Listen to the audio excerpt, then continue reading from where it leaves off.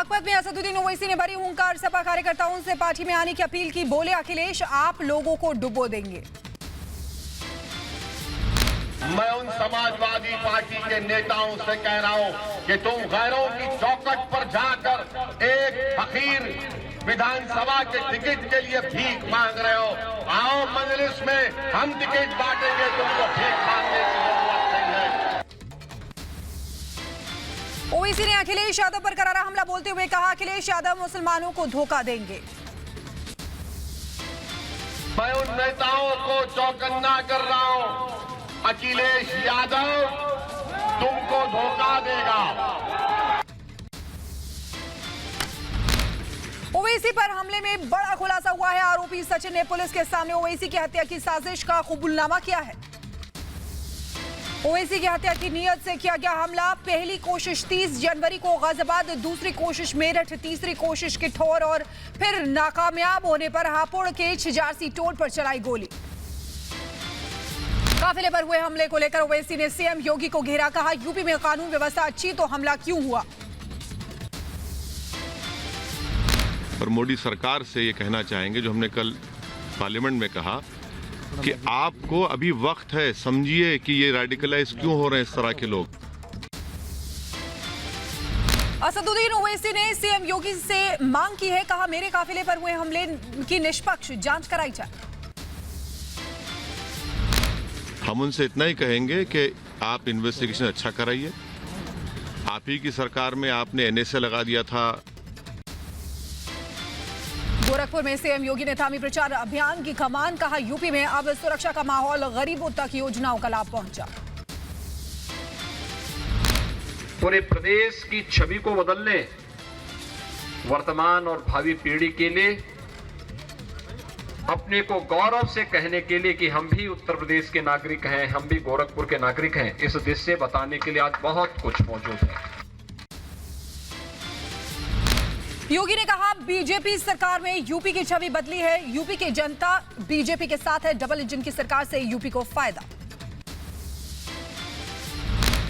ये जो सुरक्षा का, विकास का या फिर समाज के हर एक तबके के सम्मान का एक अभियान है, ये रुकना नहीं चाहिए, थमना नहीं चाहिए, ये अनवरत बने रहना चाहिए। गोरखपुर में सीएम योगी की अपील। कहा, बीजेपी की प्रचंड बहुमत की सरकार बनाने में गोरखपुर निभाएगा अहम योगदान। प्रचंड बहुमत की सरकार बनाने में गोरखपुर से आप सभी लग करके एक अच्छी जीत के लिए अपने स्तर पर प्रयास करेंगे। और गोरखपुर में सीएम योगी ने शुरू किया डोर टू डोर जनसंपर्क अभियान। घर घर जाकर लोगों से मांगे वोट। गोरखपुर में जनसंपर्क अभियान के तहत सीएम योगी मोहद्दीपुर गुरुद्वारा पहुंचे। सीएम योगी ने गुरुद्वारे में मत्था टेका। सिख समाज ने सीएम योगी को भेंट में कृपाण दी। गोरखपुर के चौरी चौरा आंदोलन पर बनी फिल्म प्रतिकार के बारे में अपनी बात रखेंगे सीएम योगी आदित्यनाथ के साथ। गोरखपुर के सांसद रवि किशन भी मौजूद रहेंगे। कल आएगा बीजेपी का संकल्प पत्र। सीएम योगी ने किया ऐलान। कहा, हमारी सरकार ने पूरा किया अपना वायदा। यूपी की जनता बीजेपी के साथ है। गोरखपुर में सीएम योगी ने की गोपाल मंदिर में पूजा। जनसंपर्क से पहले मुख्यमंत्री योगी आदित्यनाथ ने की विधिवत पूजा अर्चना। राम मंदिर निर्माण समिति की 2 दिवसीय बैठक शुरू हुई है। 2 दिनों तक चलने वाली बैठक में राम मंदिर ट्रस्ट के पदाधिकारी और इंजीनियर निर्माण कार्य की समीक्षा करेंगे। यूपी चुनाव में बीजेपी की जीत के लिए बेंगलुरु में लोगों ने किया हवन। योगी फैन एसोसिएशन हवन कार्यक्रम में यूपी के लोग शामिल। यूपी के चुनावी रण में उतरेंगे पीएम मोदी। प्रधानमंत्री 7 फरवरी को बिजनौर में करेंगे पहली फिजिकल रैली। बिजनौर के दूसरे चरण के तहत 14 फरवरी को मतदान। बीजेपी सांसद रवि किशन का विपक्ष पर जोरदार हमला। कहा, विपक्ष की बुद्धि खाली है। हार जब दिखती है तो इंसान पागल हो जाता है। कि उन लोगों का बुद्धि खाली है, उन लोग क्या बोलता है उस पर ध्यान नहीं देना चाहिए। उन लोग खाली हो चुका है, लोग अपना हार देख रहा है। जब हार आपको स्वयं दिखता है तो आप पगला जाते हो, तब आप बुद्धिहीन बातें करते हो। यूपी के गोंडा में बीजेपी प्रत्याशी के लिए प्रचार करने पहुंचे सांसद बृजभूषण ने किया सपा पर हमला। बोले, समाजवादी पार्टी अगर जीतेगी तो हिंदुस्तान हार जाएगा और पाकिस्तान की जीत होगी। समाजवादी पार्टी अगर जीत गई तो आपका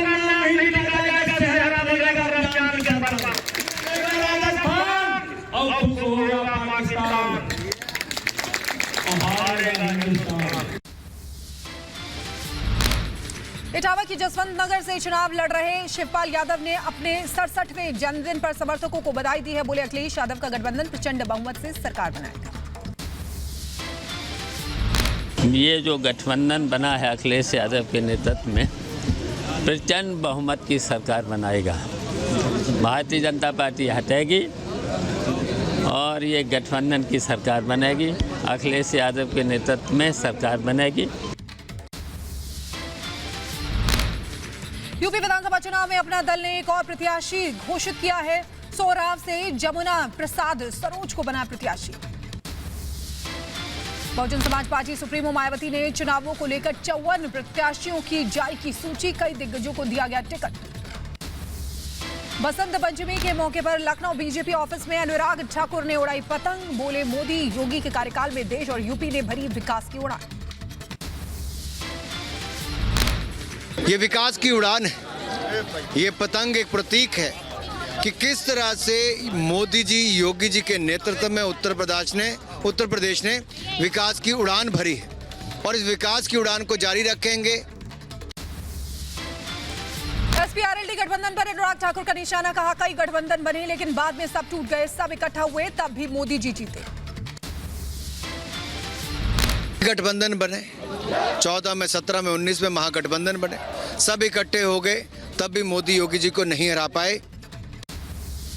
मथुरा में राजनाथ सिंह ने जनसभा को किया संबोधित। कानून व्यवस्था के मुद्दे पर योगी सरकार की तारीफ की। कहा गुंडे और माफिया आजकल जेल में सुरक्षित महसूस कर रहे हैं।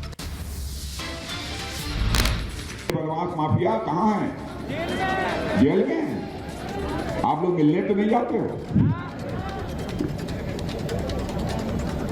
नहीं, उन्होंने मान लिया कि उत्तर प्रदेश में अब योगी जी की सरकार है भैया, बाहर मत घूमो, बेहतर यह है कि चलो जेल में।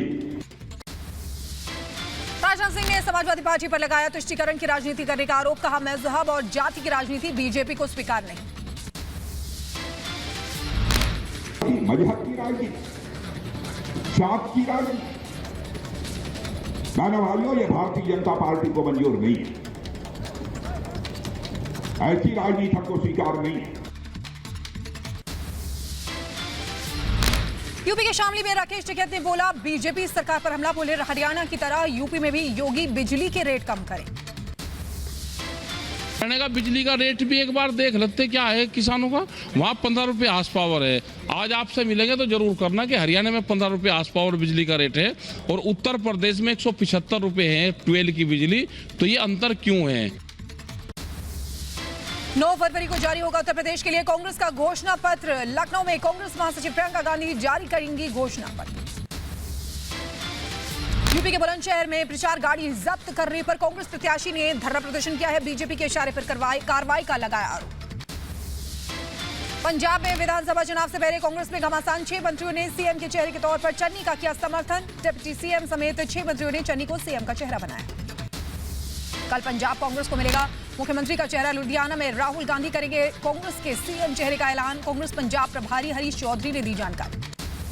कांग्रेस नेता मनीष तिवारी ने पंजाब चुनाव को लेकर कहा लोकतंत्र में सीएम चुनने का अधिकार विधायकों को होता है। प्रचार कौन करेगा ये पार्टी तय करती है।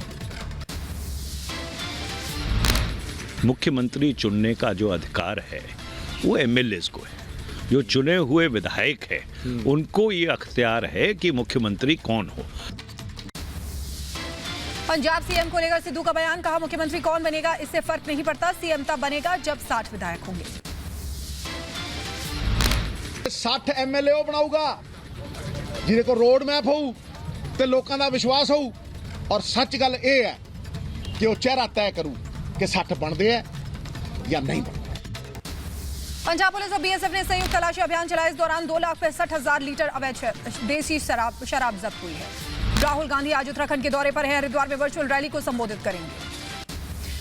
6 फरवरी से उत्तराखंड के 3 दिन के दौरे पर जाएंगे दिल्ली के सीएम अरविंद केजरीवाल। सपा ने दीप स्वार प्रत्याशी अब्दुल्ला आजम पर दर्ज मुकदमों की जानकारी। आगरा में बीएसपी प्रत्याशी ने उड़ाई आचार संहिता की धज्जियां। सैकड़ों की भीड़ के साथ बिना अनुमति के किया रोड शो। बीजेपी में शामिल होंगे यूपी के पूर्व मंत्री शारदा प्रताप शुक्ल। सपा ने शारदा प्रताप को सरोजनी नगर से नहीं दिया था टिकट।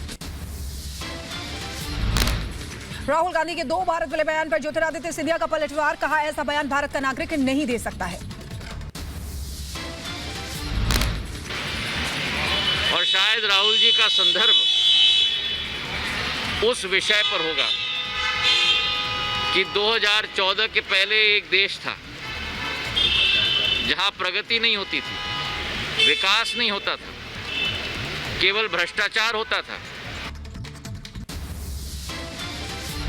हैदराबाद के दौरे पर प्रधानमंत्री मोदी स्टैच्यू ऑफ इक्वालिटी को देश को करेंगे समर्पित। 11वीं सदी के संत रामानुजाचार्य की प्रतिमा है।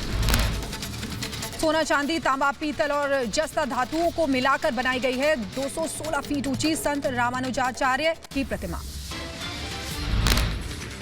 राजस्थान के स्वास्थ्य मंत्री का बेतुका बयान। तंबाकू और कैंसर का आपस में कोई संबंध नहीं है। जम्मू कश्मीर में महसूस किए गए भूकंप के तेज झटके। जम्मू में भूकंप की तीव्रता 6.2 मैग्नीट्यूड मापी गई है। पीएम ने जम्मू कश्मीर के उपराज्यपाल मनोज सिन्हा से की बात। राज्य में आए भूकंप की जानकारी ली। कर्नाटक के कलबुर्गी में 15 से 17 बच्चों के लिए कोविड वैक्सीन दूसरी डोज के लिए अभियान आयोजित। पीएम मोदी ने देशवासियों को दी बसंत पंचमी और सरस्वती पूजा की शुभकामनाएं। हिमाचल के शिमला में हुई बर्फबारी से जनजीवन प्रभावित। बर्फबारी से बढ़ी ठंड, घरों में दुखे लोग।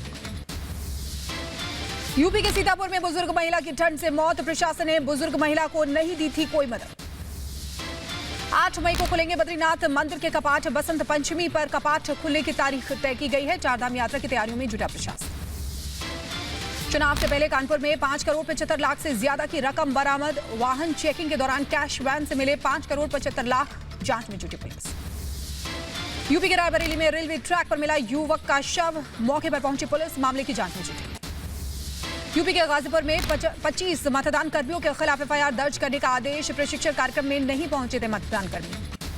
यूपी के उन्नाव में भीषण सड़क हादसे में से हड़कंप मच गया। सड़क किनारे खड़ी पीआरवी गाड़ी पर ट्रक पलट गया। उन्नाव हादसे पर यूपी के डीजीपी मुकुल गोयल ने जताया दुख। ट्वीट कर मृतकों के परिजनों के लिए जताई संवेदना। जम्मू कश्मीर के राजौरी में 2 अलग अलग जगहों पर फायरिंग। गोली लगने से 27 साल के युवक की मौत हो गई। घर में बैठे लोगों पर घात लगाकर हमला किया गया। यूपी के रायबरेली में सड़क हादसे में 4 लोग गंभीर रूप से जख्मी हो गए। तेज रफ्तार बोलेरो ने 2 अलग अलग मोटरसाइकिल को टक्कर मार दी। यूपी के देवबंद में बीजेपी के प्रचार वाहन पर हमला। वाहन पर लगे मोदी योगी के पोस्टर फाड़े गए। और आगे बढ़ते हैं। बिहार के मुजफ्फरपुर में पुलिस की बड़ी कार्रवाई। 9 टिफिन बम बरामद किए गए हैं। यूपी के एटा में कपड़ा व्यापारी के 6 साल के बेटे का शव मिलने से सनसनी फैल गई। परिजनों में कोहराम मचा हुआ है। यूपी के रामपुर में तेज रफ्तार गाड़ी पलटने से 5 लोगों की मौत हो गई। एक घायल बताया जा रहा है। हरियाणा के पानीपत में दर्दनाक सड़क हादसा हुआ है। बेटी के अंतिम संस्कार में जा रहे एक परिवार के 4 लोगों की मौत हो गई। हरियाणा के पलवल में पुलिस और बदमाशों के बीच मुठभेड़ हुई है। पुलिस की कार्रवाई में एक बदमाश को गोली लग गई।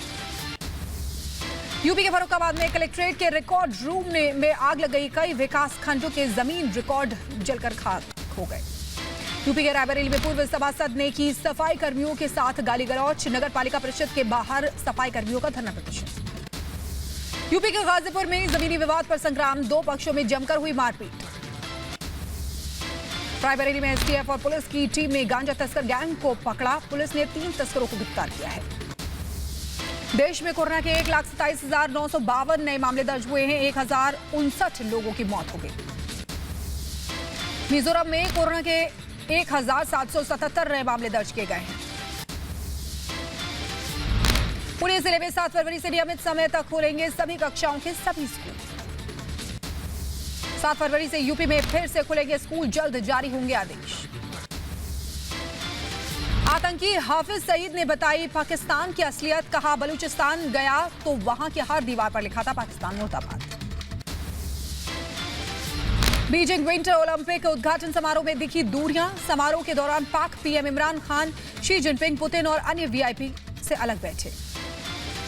पेरू के नाजका लाइन्स के पास टूरिस्ट प्लेन हादसे का शिकार हो गया।